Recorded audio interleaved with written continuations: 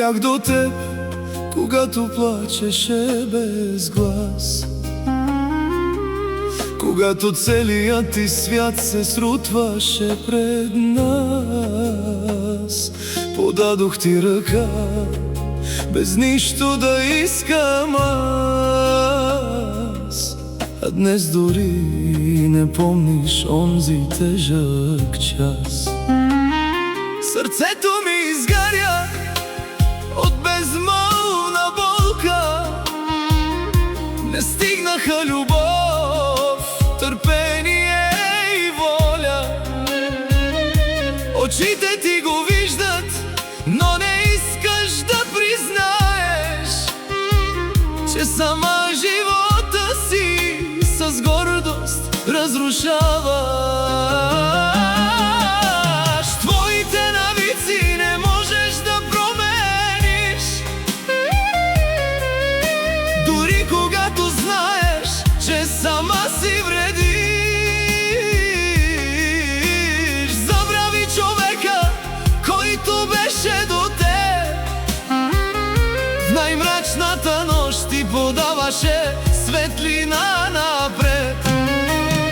Неблагодарността превърна се в стена. Уважението изчезна без следа. Все мислиш, че си права, че всичко знаеш ти, а губиш хората, които те обичат истински.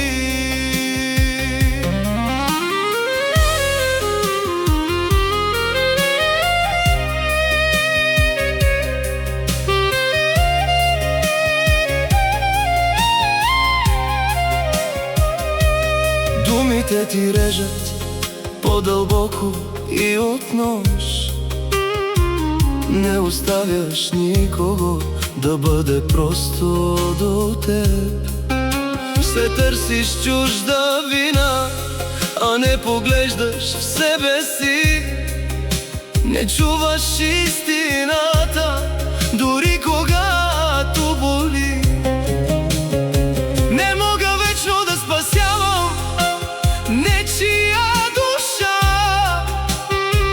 ако сама избира да върви към самота.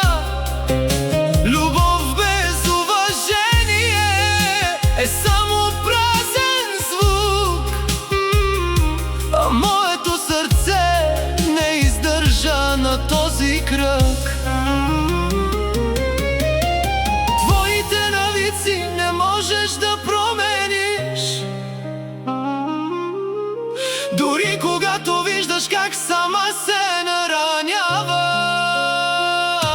Аз бях човекът, който никога не те предаде, а ти забрави всичко, което за теб направих.